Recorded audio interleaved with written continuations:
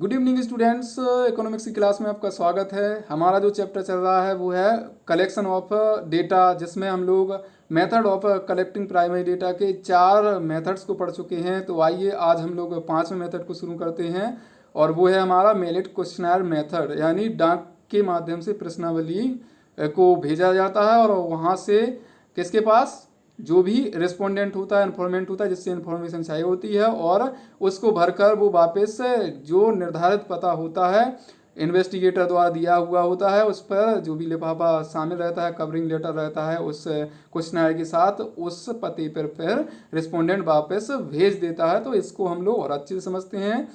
Under this method the investigator make a questioner. इस method में जो भी इन्वेस्टिगेटर है वो एक क्वेश्चनर बनाता है। क्वेश्चनर का यहाँ मतलब है प्रश्नावली। प्रश्नावली क्या होती है? प्रश्नों का समूह होती है और ये कैसी होती है? Pertaining to the field of investigation. और इसमें जो भी क्वेश्चंस होते हैं वो किस चीज़ से संबंधित होते हैं? वो संबंधित होते हैं वो संबंधित अनुसंधान से संबंधित होते हैं। बिल्कुल सही। एंड अब जब वो बन गई, तैयार हो गई, तो उस क्वेश्चनर को क्या करेगा इन्वेस्टिगेटर? बिल्कुल सही, ये करेगा and send it to the respondent along with a covering letter. एक कवरिंग लेटर के साथ किसके पास भेज देता है? रिस्पोंडेंट के पास भेज देता है। जो भी उत्तर देने वाला होता है, जिससे इन्फॉर्मेशन चाहिए होती हैं, उनके पास भेजा जाता है डाक के माध्यम से। किसके सहित? एक कवरिंग लेटर के सहित। किसके साथ होता है कवरिंग लेटर? बिल्कुल सही, क्वेश्चनर के साथ। उसमें ये जो भी रिसर्च का ऑब्जेक्टिव्स वगैरह होते हैं, पता वगैरह होता है, जो भी इन्वेस्टिगेटर का होता है, वो सब उसमें लिखा होता है। और किसके लिए भेज दी जाती है? To collect information from them, यानी जो इन्फॉर्मेंट है उससे इन्फॉर्मेशन को कलेक्ट करने के लिए। तो ये वह मेथड है जिसके माध्यम से प्राइमरी डेटा को कलेक्ट किया जाता है। और इसमें ये क्या किया जाता है? एक प्रश्नावली में प्रश्न होते हैं रिसर्च से संबंधित, तो उनको भेज दिया जाता है डाक के माध्यम से सूचना देने वाले के पास, और वो सूचनाएं भरकर कुछ समय अवधि बाद उसको फिर से जो कवरिंग लेटर में पता लिखा होता है फॉर इसका इन्वेस्टिगेटर का, उसे वापस भेज दिया जाता है डाक के माध्यम से। तो इस तरह के जो मेथड है वो जनरली यूज किया जाता है आपका रिसर्च वर्क में, और ऑफिशियल्स एंड नॉन ऑफिशियल्स जो भी वर्क होता है उसमें इस तरह के मेथड को, प्राइमरी डेटा कलेक्शन के मेथड को यूज किया जाता है। अब बात करते हैं इस मेथड की उपयुक्तता की, यानी सुइटेबिलिटी ऑफ दिस मेथड। ये कहाँ पर सुइटेबल होगा उसको अच्छे से हम समझते हैं और आगे बढ़ते हैं। ये method this method is suitable particularly when, कब होगा ये सुइटेबल?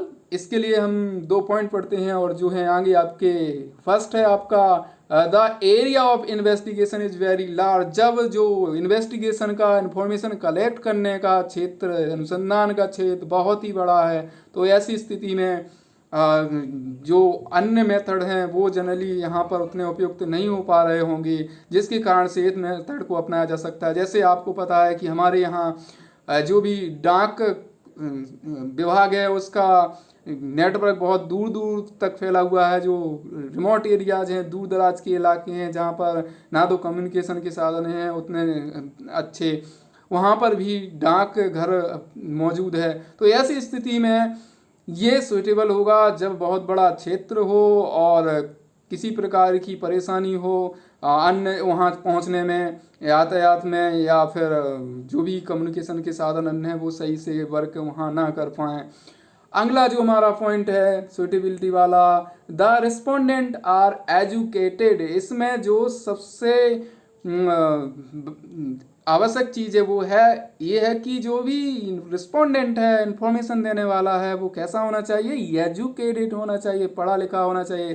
क्योंकि अगर क्वेश्चनर उसके पास भेजा गया है तो वो क्या करे? उस संबंधित क्वेश्चनर के जो भी क्वेश्चंस हो उसमें नीचे स्पेस दिया रहता है, तो उस स्पेस पे उसका आंसर लिखे सही से। क्योंकि अगर जो भी रिस्पोंडेंट है वो पढ़ा लिखा नहीं होगा तो जाहिर सी बात है कि क्वेश्चंस को फिलअप नहीं किया जा सकेगा उसके द्वारा, और ये मेथड काम नहीं कर पाएगा। तो इसके लिए उपयुक्तता क्या होनी चाहिए? इस मेथड के लिए एजुकेटेड होना चाहिए। किसके लिए? आपको, आपके रिस्पोंडेंट के लिए, इन्फॉर्मेंट के लिए पढ़ा लिखा होना चाहिए।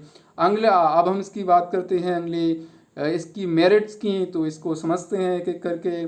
इसकी मेरिट्स जो पहली है वो है वाइल्ड कवरेज। इस मेथड की ये विशेषता है कि इस मेथड को बहुत ही बड़े क्षेत्र में क्या किया जा सकता है, अपनाया जा सकता है, यूज किया जा सकता है, क्योंकि जो डाक विभाग है उससे भी इंफॉर्मेशन कलेक्ट की जा सकती है, लेकिन वर्तमान में अब एसएमएस के थ्रू भी इस तरह की इंफॉर्मेशन कलेक्ट की जाने लगी हैं। तो इस संबंधित मेथड का क्षेत्र बहुत बड़ा हो सकता है, किसके लिए, रिसर्च के लिए। तो ये उसकी पहली विशेषता है। दूसरी इसकी विशेषता है ये इकोनॉमिकल है। इकोनॉमिकल किसके मामले में, बिल्कुल सही, टाइम, इसके साथ साथ मनी एंड लेबर के मामले में, क्योंकि इसमें क्वेश्चनर सेंड कर दी जाती हैं डाक के माध्यम से और वापस उसी निर्धारित पते पर मंगा ली जाती हैं, और जो भी डेटा होता है उसका संग्रहण कर लिया जाता है, संकलन कर लिया जाता है, कलेक्ट कर लिया जाता है। तो इस मामले में ये इकोनॉमिकल है, यानी कम खर्चीली है। अगली जो इसकी विशेषता मेरिट है, गुण है इसका, क्या है, ओरिजिनल। ये ओरिजिनल इसलिए है, क्यों इसलिए है, क्योंकि क्वेश्चनर इन्फॉर्मेंट के पास जा रही है और इन्फॉर्मेंट ही स्वयं जो रिस्पॉन्स देने वाला रिस्पोंडेंट रिव्यू से बोलते हैं, स्वयं उन संबंधित प्रश्नों के आंसर दे रहा है। इसकी वजह से जो भी आंसर हमें चाहिए उसमें ओरिजिनलिटी होगी और मौलिकता बनी रहेगी, उसमें किसी भी तरह की हेरफेर नहीं होगा। अगली जो इसकी विशेषता या मेरिट है, गुण है, वो है फ्री फ्रॉम वाइस, यानी ये इस गुण से युक्त है कि इसमें जो भी पक्षपात की भावना है या पक्षपात है वो होने की संभावना नहीं है, उससे ये मुक्त है। क्यों है, क्योंकि जो क्वेश्चंस दिए हुए हैं रिसर्च से रिलेटेड उसका स्वयं डायरेक्ट किसके द्वारा इंफॉर्मेशन भरी जा रही है, इन्फॉर्मेंट के द्वारा इंफॉर्मेशन भरी जा रही है। अगला जो इसकी का गुण है या मेरिट है वो है मेंटेन सेक्रेसी, जो गुप्तता है, इस मेरिट में गुप्तता बनी रहती है। क्यों बनी रहती है, वो इसलिए बनी रहती है क्योंकि सीधे इन्वेस्टिगेटर द्वारा संबंधित इन्फॉर्मेंट के पास मेल डाक भेजी जाती है, जिसकी वजह से तीसरा व्यक्ति कोई संबंधित चीज़ में इन्वॉल्व नहीं हो पाता है। इससे जो गुप्तता होती है, सीक्रेसी होती है, वो बनी रहती है। और अब बात करते हैं हम इस मेरिट जो भी आपका मेथड है उसकी डीमेरिट की, कि इसमें क्या अवगुण हैं, क्या कमी है। तो सबसे पहली जो इसकी कमी है वो ये है कि लैक ऑफ इंटरेस्ट। किसका लैक ऑफ इंटरेस्ट, बिल्कुल सही, इन्फॉर्मेंट का लैक ऑफ इंटरेस्ट। जो भी रिस्पोंडेंट यानी जवाब देने वाला है, जिससे हम जवाब मांग रहे हैं, यानी इन्वेस्टिगेटर जवाब मांग रहा है, उसका अगर इंटरेस्ट नहीं है इन चीज़ों में तो ये हो सकता है कि आपका जो भी क्वेश्चन आपने भेजा या तो वो आया ही नहीं वापस, या फिर आया तो वो सही से पूरी तरह से फिलअप नहीं है, या किसी भी तरह से वो व्यवस्थित नहीं है उसके जो भी आंसर दिए गए हैं। तो ये लैक ऑफ इंटरेस्ट की वजह से, अरुचि की वजह से भी इसमें गड़बड़ी हो सकती है। अगला जो इसका अवगुण है, इसकी डीमेरिट से, वो है लैक ऑफ फ्लेक्सिबिलिटी। किसकी कमी, लोचता की कमी। क्यों लोचता की कमी, क्योंकि जो भी क्वेश्चन भेजा हुआ है उसमें जो प्रश्न हैं उन्हीं प्रश्नों के ही आंसर हम प्राप्त कर सकते हैं। हम आवश्यकता अनुसार उन प्रश्नों को बदल नहीं सकते, क्योंकि वो रिटन फॉर्म में होते हैं और एक बार भेज दिए तो उन्हीं के आंसर आने वाले हैं। हम आवश्यकता अनुसार अगर चाहें कि हम बदल लें अपने कुछ क्वेश्चंस या और ज़्यादा इन्फॉर्मेशन प्राप्त कर लें तो ऐसा मुमकिन नहीं हो पाता है। इसके साथ साथ इसका एक अगला अवगुण जो है वो है लेस एक्यूरेसी। लेस एक्यूरेसी, अब ये कैसे इसमें अशुद्धता हो सकती है, वो इसलिए अशुद्धता हो सकती है क्योंकि जज नहीं किया जा रहा है किसका, जो भी रिस्पोंडेंट है उसको क्रॉस क्वेश्चन वगैरह नहीं किए जा रहे हैं। तो ऐसी स्थिति में हो सकता है कि वो सही आंसर ना दे। अब अगली जो इसकी कमी है वो है लिमिटेड स्कोप, यानी जो क्षेत्र है इसका वो कम है। किसके मामले में, ये हर जगह यूज नहीं किया जा सकता इस मेथड को। क्यों नहीं किया जा सकता, क्योंकि इसमें एक अनिवार्यता होना जरूरी है, वो ये है कि जो भी इन्फॉर्मेंट है, रिस्पोंडेंट है, वो एजुकेटेड हो। बिल्कुल सही, एजुकेटेड हो। अगर एजुकेटेड नहीं है तो हम क्वेश्चनर को फिलअप नहीं करा सकते। इसकी वजह से इस मेथड में लिमिटेड स्कोप है। अगला जो है आपका कमी, chance of miss interpretation. Chance of miss interpretation यानी जो भी क्वेश्चंस दिए हैं उनको अगर सही से नहीं समझ पा रहा रिस्पोंडेंट इन्फॉर्मेंट, तो ऐसी स्थिति में वो किसी संबंधित जो भी क्वेश्चन है उसका सही से उत्तर नहीं देगा, उसकी जगह और भी कुछ चीज़ें लिख सकता है। तो संभावना है किसकी, चांस ऑफ मिस इंटरप्रिटेशन की संभावना है। और साथ ही साथ है ये इसमें की जो कमी है वो है टाइम कंज्यूमिंग, इसमें समय लगता है, क्योंकि अगर डाक के माध्यम से भेजा जा रहा है क्वेश्चन तो हो सकता है कि वो कई दिनों में वापस आए, तो इसकी वजह से इसमें बहुत समय लग सकता है। अब हम बात करते हैं कि इस मेथड को सही से कैसे अपनाया जाए, यानी क्या सावधानी रखी जाए, क्या प्रिकॉशंस अपनाई जाए, जिसकी वजह से हम इस मेथड से सही से प्राइमरी डेटा को कलेक्ट कर सकते हैं। तो देखते हैं उनको, ये है आपकी प्रिकॉशंस, सावधानियां। तो पहली सावधानी है आपकी, questioner should be simple, short and attractive. जो भी क्वेश्चनर हो, प्रश्नावली हो, वो कैसी होनी चाहिए, सिंपल, शॉर्ट एंड अट्रैक्टिव। जब सिंपल और शॉर्ट एंड अट्रैक्टिव आकर्षक होगी तो सामने वाला बिल्कुल उसको देख के उसकी तरह आकर्षित हो जाएगा कि हमें संबंधित चीज़ों को पढ़ना है और उसके आंसर भी लिखना है। क्योंकि अगर आकर्षक होगी तो वो उसको देखने की जरूर कोशिश करेगा, और देखेगा तो वो बिल्कुल है कि जवाब भी सोचेगा और लिखेगा सही से। अब दूसरी जो इसकी सावधानी है क्या है, the question should not hurt the informant and should not very personal. जो भी क्वेश्चनर में क्वेश्चंस हों, प्रश्नावली में प्रश्न दिए हों, वो इन्फॉर्मेंट को हर्ट ना करें, क्योंकि अगर इन्फॉर्मेंट को हर्ट किया तो हो सकता है कि वो क्वेश्चनर को फिलअप ही ना करे और कूड़ेदान में फेंक दे। तो ऐसी स्थिति से बचने के लिए ऐसे क्वेश्चन होने चाहिए ताकि सामने वाले को जो इन्फॉर्मेशन दे रहा है उसको बुरा ना लगे। इसके साथ साथ जो क्वेश्चंस हो वो उसकी पर्सनल ज़िंदगी से ज़्यादा संबंध ना रखते हों, इस ऐसी सावधानी हमें रखनी चाहिए। अगली हमारी सावधानी है, efforts should be made to get information as early as possible. ऐसा प्रयास करना चाहिए कि जो रिस्पॉन्ड इंफॉर्मेशन है वो जल्दी से जल्दी इन्वेस्टिगेटर के पास आ सके। इसके लिए स्पीड पोस्ट और भी तरीके हैं वो अपनाए जा सकते हैं। तो इस प्रकार हम देखते हैं कि ये चीज़ें होनी चाहिए, सावधानी होनी चाहिए, तो हम इसको और अच्छे से इस मेथड को अपना सकते हैं, सही से इसको यूज कर सकते हैं। अब हमारा जो अगला मेथड्स है प्राइमरी डेटा कलेक्शन का वो है क्वेश्चनर फिलेड बाय इन्यूमरेटर। अभी हम लोगों ने बात की कि जो मेल क्वेश्चंस क्वेश्चनर मेथड है उसमें एक कमी है कि क्या नहीं हो सकता, अगर एजुकेटेड नहीं है इन्फॉर्मेंट तो वो सही से वर्क नहीं कर सकता, वो सही से नहीं चल सकता वो मेथड। तो ऐसी स्थिति में एक और अगला मेथड है आपका, वो है क्वेश्चनर फिलेड बाय इन्यूमरेटर। इसमें क्वेश्चनर तो होती है, लेकिन यहाँ ध्यान देने वाली बात यह है कि जो क्वेश्चनर भरी जाती है वो रिस्पोंडेंट के द्वारा नहीं भरी जाती, उसकी जगह किसके लिए द्वारा भरी जाती है, जो नियुक्त किया जाता है किसके द्वारा, हाँ बिल्कुल सही, इन्वेस्टिगेटर के द्वारा एक व्यक्ति नियुक्त किया जाता है, उसको नाम देते हैं इन्यूमरेटर। तो ऐसे सर्वे के लिए अनेक इन्यूमरेटर की नियुक्ति की जाती है आवश्यकता अनुसार, जो रीजनेबल लेवल के होते हैं।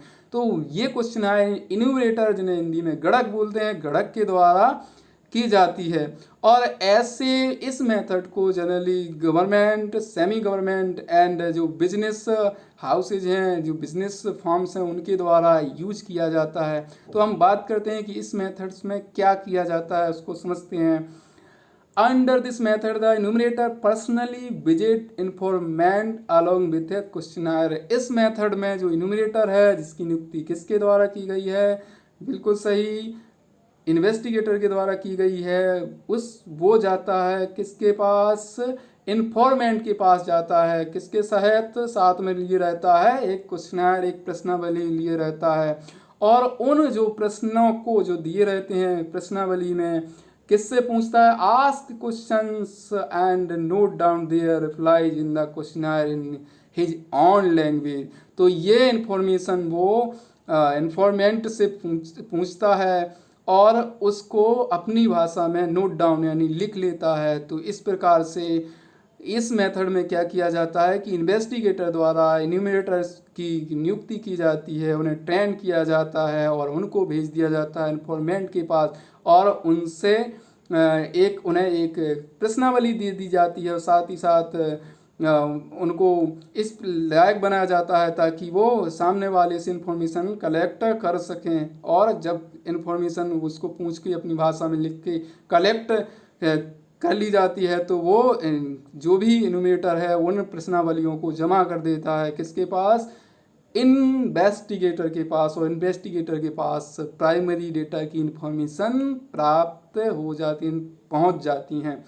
अब बात करते हैं कि ये मेथड कहाँ उपयुक्त है, इसकी सुटेबिलिटी ऑफ दिस मेथड। तो एक बार ये पहली जो इसकी उपयुक्तता है, when field of investigation is large, जब अनुसंधान का क्षेत्र बहुत बड़ा होता है तो ऐसी स्थिति में इस मेथड को अपनाया जाता है। जैसे आपने जनगणना के बारे में अच्छे से सुना होगा, और उसमें गणक गणक मतलब इन्यूमरेटर आते हैं और गांव वालों से, शहर वालों जितने भी जनसंख्या है वहाँ उसके मुखिया से इसकी संबंधित अपने परिवार की जानकारी वो ले जाते हैं उसमें भरकर। तो इसी तरह से इस मेथड को यूज़ किया जाता है। इसके लिए, इसकी वजह से अगर बहुत ज़्यादा रिसोर्स हैं, संसाधन हैं, फाइनेंस की कोई प्रॉब्लम नहीं है तो इस मेथड को अपनाया जाता है। और इसके साथ साथ बहुत बड़ी फील्ड यानी जो क्षेत्र है इन्वेस्टिगेशन का वो भी अगर ज़्यादा हो तो भी इसको अपनाया जाता है। ट्रेनेड इन्यूमरेटर आर अवेलेबल, इसका उपयुक्तता तभी है जब इन्यूमरेटर जो हैं गणक हैं, इन्फॉर्मेशन को कलेक्ट करने वाले हैं किससे, इन्फॉर्मेंट से, तो वो ट्रेंड हैं, अच्छे से प्रशिक्षित हैं और उनकी संख्या पर्याप्त है, संख्या में वो उपलब्ध हैं, तभी इस मेथड को हम संभव बना सकते हैं, सफल बना सकते हैं, वरना ये सही से वर्क नहीं कर सकता। अब इसकी हम बात कर लेते हैं मेरिट्स की। तो इसकी क्या मेरिट्स हैं, तो पहली मेरिट्स है वाइल्ड कवरेज, ये ज़्यादा बड़े क्षेत्र में यूज हो सकता है, जैसे सेंसस में यूज होता है, जनगणना में होता है। और अगला आपका जो इसकी का गुण है एक्यूरेट एंड रिलायबल इंफॉर्मेशन, इससे शुद्ध और जो विश्वसनीय सूचना है वो प्राप्त होती हैं। क्यों? क्योंकि इन्यूमरेटर जाता है इन्फॉर्मेंट के पास, और अगर इन्फॉर्मेंट अशिक्षित भी है, पढ़ा लिखा भी नहीं है, तब भी वो उससे मौखिक प्रश्न पूछता है और उन संबंधित प्रश्नों के आंसर जो भी इन्यूमरेटर है उसके द्वारा स्वयं उस संबंधित क्वेश्चन पर लिख लिए जाते हैं। और इसमें क्या होता है, अगला गुण जो है पर्सनल कांटेक्ट, यानी उसी व्यक्ति से जिससे इन्फॉर्मेशन चाहिए, इन्फॉर्मेशन मांगी जाती है, जिसकी वजह से व्यक्तिगत संपर्क हो पाता है और सही इन्फॉर्मेशन आती है। अगली जो इसकी विशेषता है इम्पार्शियलिटी, इसमें कोई भी भेदभाव की संभावना नहीं रहती क्योंकि इन्फॉर्मेशन सीधे किससे आ रही है, आपके इन्फॉर्मेंट से आ रही है, भला उसका माध्यम इन्यूमरेटर है। Useful in case of illiterate respondent, अगर रिस्पोंडेंट इन्फॉर्मेंट जो जवाब देने वाला है वो अशिक्षित भी है तब भी यहाँ उस जगह पर भी ये मेथड प्रयोग किया जा सकता है, इसलिए इसका ये एक और गुण है। अगली बात करते हैं हम अब आगे बात करते हैं डीमेरिट ऑफ दिस मेथड, इस मेथड की जो भी कमियां हैं उनके बारे में। तो सबसे पहली जो कमी है इसकी एक्सपेंसिव, इसके लिए बहुत सारा पैसा चाहिए होता है। क्यों? क्योंकि बहुत बड़े क्षेत्र में बहुत से इन्यूमरेटरों को नियुक्त करना है और इन्यूमरेटर को नियुक्ति के लिए उनको पैसा भी देना है, इसके साथ साथ ट्रेनिंग भी देनी है, यात्रा का खर्चा भी देना, तो बहुत ज़्यादा खर्चा हो जाता है। एक्सपेंसिव ये इसके मामले, मनी के मामले में है, लेबर जो फोर्स से चाहिए, मैन पावर चाहिए उसके मामले में भी, और टाइम कंज्यूमिंग यानी टाइम भी ज़्यादा लेता है। तो अगला जो इसका अवगुण है वो है टाइम कंज्यूमिंग, समय ज़्यादा लेना। और आपका जो अगला अवगुण है वो है इनएबिलिटी ऑफ इन्यूमरेटर, अगर इन्यूमरेटर गणक सही से प्रशिक्षित नहीं है, उसका इसके साथ साथ उसकी इच्छा नहीं है, अगर वो सही से वर्क नहीं करना चाहता, तो ऐसी स्थिति में ये मेथड सही से वर्क नहीं करेगा। क्यों नहीं करेगा? या तो वो अप्रशिक्षित है, मतलब सही से प्रशिक्षित नहीं है, और या फिर वो उसका मन नहीं है, तो भी इन्फॉर्मेशन का वो कुछ की कुछ भर सकता है और इन्फॉर्मेशन दे सकता है कि मैंने संबंधित व्यक्ति से पूछा था, वो कह देगा किसने देखा। तो इस तरह से इसमें इस तरह की जो कमियां हैं वो बनी रह सकती हैं। अब हम बात करते हैं कि इस मेथड को सही कैसे बनाया जा सकता है, यानी इसकी प्रिकॉशंस की क्या सावधानी रखें ताकि ये मेथड सही से वर्क करे। तो इसका जो पहली सावधानी है, enumerator should be the person of high integrity and properly trained to